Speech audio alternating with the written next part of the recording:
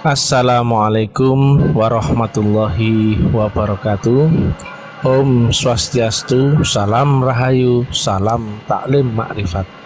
Kajian ilmiah metafisika tasawuf Islam.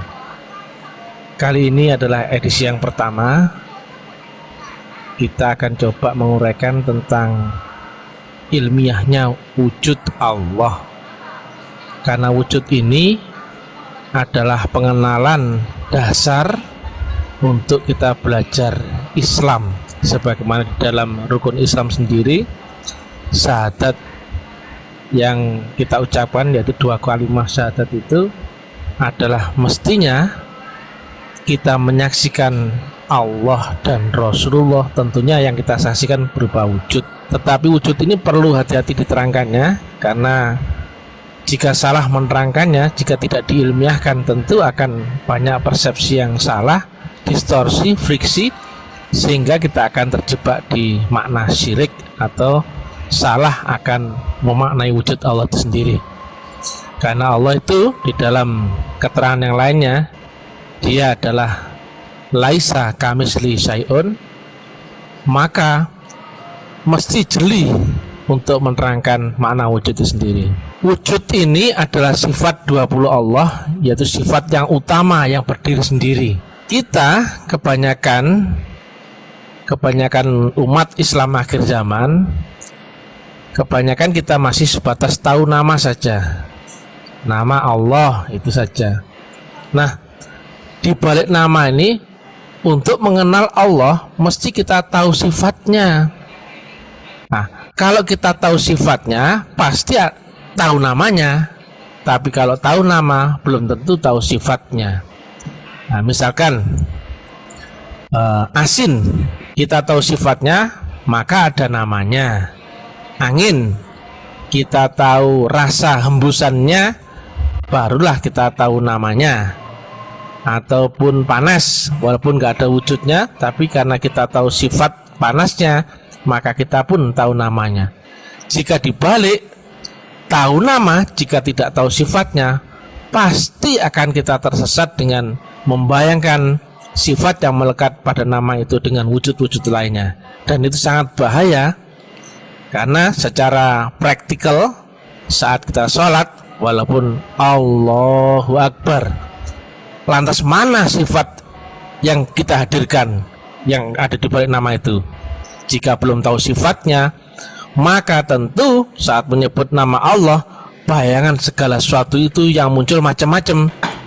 Ada kompor yang belum dimatikan, ada kunci motor yang belum ketemu, ada tagihan hutang, ada janjian mau arisan, dan sebagainya. Maka walaupun kita sebut namanya seolah-olah sudah menyembah Allah, tapi jika hanya kenal nama, maka sifat yang wujud itu mestinya kita saksikan, kita hadirkan, kita ingat. Kita malah tidak bisa mengingat Allah yang wujud sifatnya. Nah, Allah itu sifatnya wujud, artinya mewujud, dia ada wujudnya.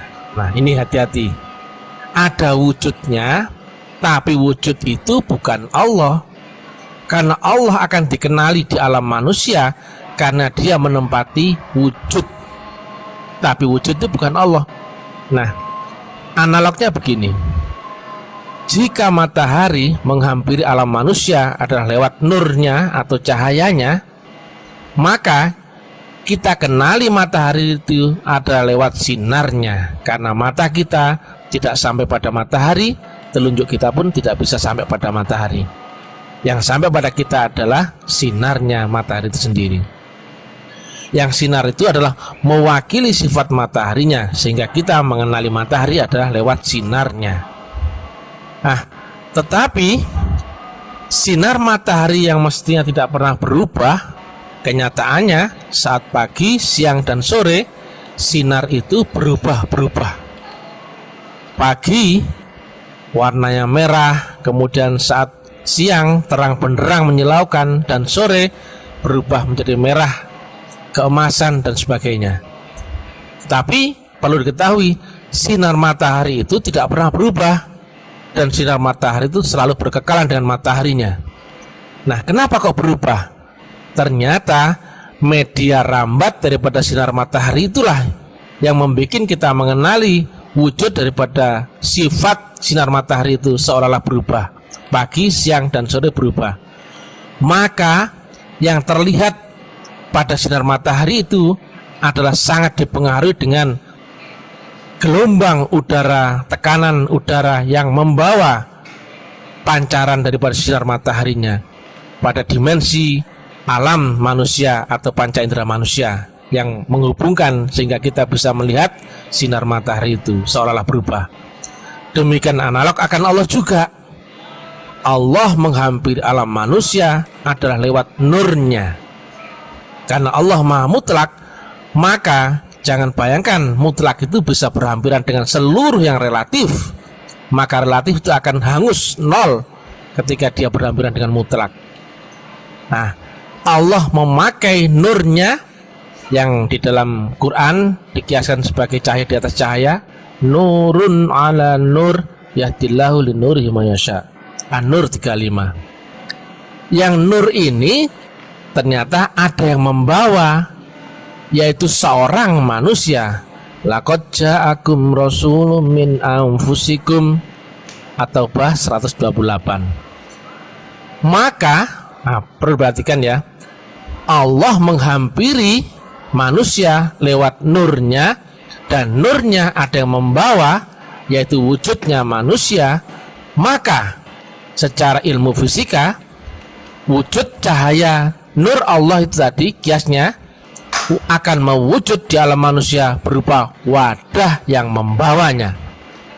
Sedangkan sinar nur Allah tadi adalah fi'il sifat yang mewakili sifat Allahnya. Fi'il sifat itu artinya sifat yang mewakili. Maka Allah yang diwakili nur, dan nur yang diwakili dengan wujud manusia, seorang manusia. Logikanya, jika Allah yang maha mutlak tentu tidak bisa terlihat, tidak bisa terjangkau, karena mutlak itu sifatnya unlimited, undeskripsi, undefinisi. Kemudian lewat cahayanya, kemudian lewat wadahnya, maka wujud nur Allah itu akan serupa dengan wadah seorang manusia yang membawanya. Sedangkan nur Allah itu mewakili daripada sifat Allahnya, maka wujud Allah, wujud nur Allah akan serupa dengan wujud seorang manusia yang membawa nurun ala nur, atau yang disebut di akhir zaman sebagai pembawa wasilah, yang dulunya disebut dengan Rasulullah. Nah, Rasulullah itu bukan manusia. Wadahnya manusia. Jika Rasulullah akan selalu ada pada wujud manusia, Rasulullah Isa, Rasulullah Musa, Rasulullah Ibrahim, maka selamanya wujud Rasulullah akan berupa manusia yang membawa nur daripada Rasulullah itu sendiri. Maka wujudnya Rasulullah itu akan sama dengan wujud manusia yang ditempati atau sebagai wadah daripada Rasulullah itu. Nabi manusia, Rasulullahnya bukan manusia. Tapi saat menempati manusia, maka wujudnya akan terlihat sebagai manusia yang di zamannya yang membawa nur itu atau ditempati oleh Rasulullah itu. Sama halnya presiden, itu bukan manusia. Presiden itu nur atau jabatan atau potensi, tidak bisa terlihat, tapi dia bisa terlihat saat dia menempati manusia. Dulu wujudnya adalah seorang Bung Karno, kemudian habis masa jabatannya, kemudian waris kepada seorang Bung Pak Harto, kemudian waris kepada seorang Habibie, dan terusnya sampai sekarang adalah presidennya adalah Bapak Jokowi. Nah, presidennya sendiri tidak terlihat, tidak berwujud, tapi dia mewujud karena ada yang membawa atau sebagai wadah daripada jabatan itu bertempat, yaitu manusia. Tidak ada wujud lain, karena tidak menempati monyet, yang ditempati selalu adalah manusia. Maka wujudnya presiden adalah seorang manusia. Tetapi manusia ini di tiap zaman akan berbeda-beda. Maka betul di dalam At-Taubah 198, carilah seorang manusia di zamanmu sendiri yang itu adalah seorang yang membawa wasilah yang dipakai Allah sebagai wadah daripada pembawa daripada nur Allah, pembawa dari wasilah, pembawa dari gelombang daripada Allah Ta'ala. Yang dibalik manusia itulah ada nur Allah, dan di ujungnya adalah Allah itu sendiri, ujung daripada nur itu. Allah dan nur itu berkekalan, tidak pernah terpisahkan. Umur matahari akan sama dengan umur sinarnya.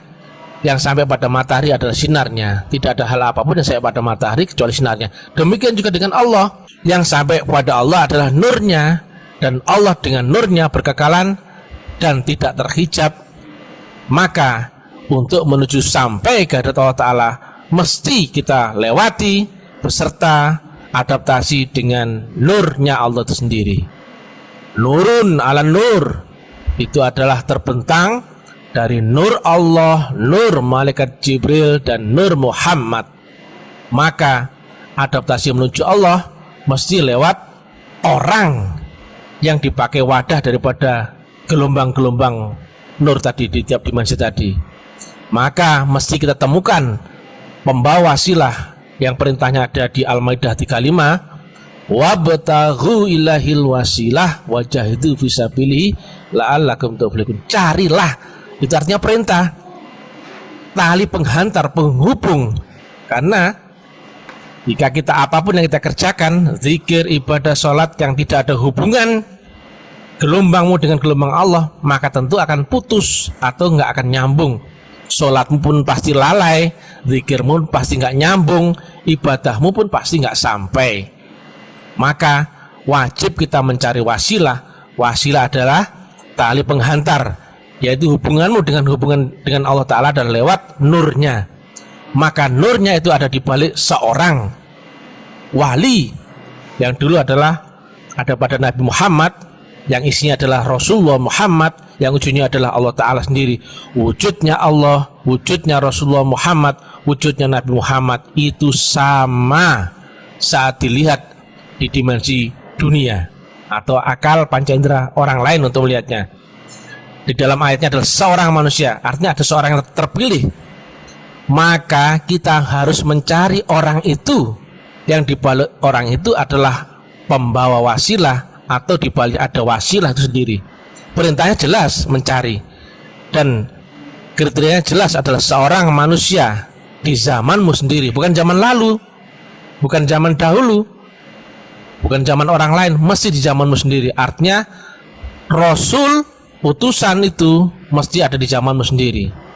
Kekeliruan kita adalah mengira Rasulullah itu tidak ada setelah berlindungnya Nabi Muhammad, padahal Nabi sendiri sampaikan, sepeninggalku nanti itu hanya masalah sebutan, warisnya adalah kepada al ulama warasatul anbiya. Dulu memang sebut Rasulullah, tapi karena ada momentum daripada zaman Nabi Muhammad berbeda dengan zaman setelah Nabi Muhammad, maka membedakan itu adalah disebut sebagai al ulama waris.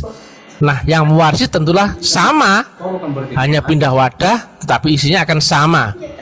Air ditaruh botol, bentuknya botol, dipindah gelas airnya, maka bentuknya serupa gelas, dipindah mangkok, bentuknya pun serupa dengan mangkok, demikian seterusnya. Airnya itu tetap sama, sambung menyambung, ganti mengganti, estafet yang berkelanjutan. Demikian juga di zaman ini pasti ada seorang manusia yang mengemban, mewarisi estafet yang diwariskan daripada Rasulullah Muhammad SAW. Itulah disebut dengan seorang wali yang mursyida. Disebutkan di Al-Kahfi 17 bahwasanya sangat jelas di akhir ayat adalah menyebutkan falam tajidalahu waliyam mursyida. Nah, jelas. Maka kesaksian kita akan wujud Allah dan wujud Rasulullah adalah menyaksikan wujud zahirnya Allah. Dia zahir, dia pun batin. Kalau kita tidak ketemu wujud zahirnya, mana mungkin kita ketemu batinnya. Sedangkan zahirnya adalah mewujud di dalam sifat wujudnya, atau dalam bahasa tasawuf disebut tajalli. Nah, itu hanya wujudnya. tapi wujud itu bukan Allah. Nabi Muhammad bukan Allah. Nabi Muhammad pun beda dengan Rasulullah, tapi Allah dan Rasulullah ada di baliknya Nabi Muhammad. Demikian juga di akhir zaman. Waliyah mursyida itu bukan Allah, waliyah mursyida juga bukan Rasulullah, tapi Allah dan Rasulullah yang warisi itu ada di baliknya guru waliyah mursyida. Maka syahadat itu artinya adalah engkau menyaksikan Allah, engkau menyaksikan Rasulullah ketika kau berbaiat, berimam, kemudian tunduk patuh di dalam bimbingan guru rohani, yaitu guru waliyah mursyida. Tetapi jika sekilas tidak diilmiahkan, maka seolah-olah kita menyembah manusia, padahal itu adalah teknik rabitoh. Dengan kita menyamakan frekuensi dan gelombang, maka di dalam istilah sholat kita pasti tahu ada istilah inni wajjahtu wajhiya lilladzi fataras samawati wal ard. Kita menghadirkan wujud Allah, mesti ada yang diingat. Mana bisa ingat kalau kita nggak pernah ketemu wujudnya? Impossible. Mesti ketemu wujudnya dulu baru diingat. Nah, kita ingat wujudnya, tetapi karena kita telah dibaiat akan sifatnya, maka kenal sifatnya. Ketika kita hadirkan wujudnya, sifatnya pun akan hadir. Kita sebut namanya, hadirkan wujudnya, sifatnya pun akan hadir. Ketika engkau telah tahu sifatnya es teh manis itu enak, ketika saat puasa Ramadan misalkan, ada wujudnya teh, gambar di baliho besar, teh manis seger, berkeringat gitu, keringat es, maka rasa segarnya pun datang kepada kita. Juga analognya ketika kita tahu sifat jeruk itu asam, baru kita lihat wujud gambar orang merjeruk diminum air jeruknya, maka datang pula sifat asamnya kepada kita. Atau pula kita tahu rasa sifat yang ada di balik orang yang kita cintai misalkan, baru disebut namanya, ditunjukkan fotonya, pasti di dalam hati kita pun berdetak. Artinya ada kontak di situ. Itulah teknologi yang menghubungkanmu dengan menghubungkan gelombang Allah Ta'ala, yaitu lewat seorang wali yang tekniknya disebut dengan rabitoh, yaitu menghadirkan wujud Allah, yaitu wujud Allah yang wujud, Rasulullah yang wujud, tetapi di baliknya kita menghadirkan gelombang nurun ala nur, yaitu gelombang Nur Muhammad, gelombang malaikat Jibril, dan gelombang Allah Ta'ala. Menyamakan frekuensi dan gelombang, maka dengan begitu, dengan kita memakai aplikasi teknologi komunikasi yang dalam bahasa Arabnya adalah disebut dengan thoriqah. Itulah prinsip dasar thoriqah, yaitu kita berhubungan dengan Allah yang maha metafisik dengan memanfaatkan resonansi, vibrasi, menyamakan frekuensi dan gelombang, sehingga walaupun kita di dunia, di alam yang terbatas, kita bisa terhubung dengan Allah yang dimensinya maha tak terbatas. Aku Maliki Yaumiddin, raja di akhirat, raja di alam rahasia, raja di alam yang maha tinggi. Walaupun di dalam ayatnya, aku lebih berhampir daripadamu ketimbang urat leher, aku ada di mana-mana, aku adalah dalam setiap pandanganmu, tapi dia tetap mutlak di alam yang mutlak. Maka yang menghampirimu adalah berupa gelombangnya. Tapi jika gelombangnya tidak pernah kau temukan, tidak pernah kau hampiri, maka walaupun dekat, seolah dekat ya, lebih dekat daripada urat lehermu, tapi jika gelombang dan frekuensinya tidak sama, maka gelombang Allah pun tidak akan pernah hadir dalam dirimu. Itulah kenapa sholat mesti menghadirkan gelombang Allah, yaitu secara teknikal kita memahami ada dengan rabitoh, dengan dalil yang kita sama-sama tahu, yaitu ini wajhatu wajhiyah. Di balik itu adalah kita menghubungkan rohani kita dengan rohani guru, yang dari guru ke gurunya sampai dengan guru agung Rasulullah Muhammad, dan dari Rasulullah Muhammad terhantar langsung ke Allah Ta'ala, karena Rasulullah Muhammad dengan Allah tidak terdinding dari segala rahmatullah. Maka itulah prinsip dasar penerangan atau kajian ilmiah yang menjelaskan tentang wujud Allah. Sekali lagi, Allah sifatnya wujud, maka untuk memahami Allah yang ada di balik namanya, kita mesti mengenal wujudnya. Barulah kita tahu Allah yang itu bukan Allah yang berupa kunci, bukan Allah yang berupa hutang, bukan Allah yang berupa pacar. Allah yang wujudnya adalah Rasulullah. Maka ibadah kita bisa tersalur, tersambung. Karena jika sholat yang lalai di dalam sholatnya, artinya sholat yang tidak tersambung, terhubung, maka Allah pun mengancamnya dengan neraka. Itu bukan orang yang lalai sholat, tapi orang yang lalai dalam sholatnya. Mudah-mudahan manfaat. Salam ta'lim ma'rifat, salam kebangkitan tasawuf ilmiah. Jangan lupa ikuti uraian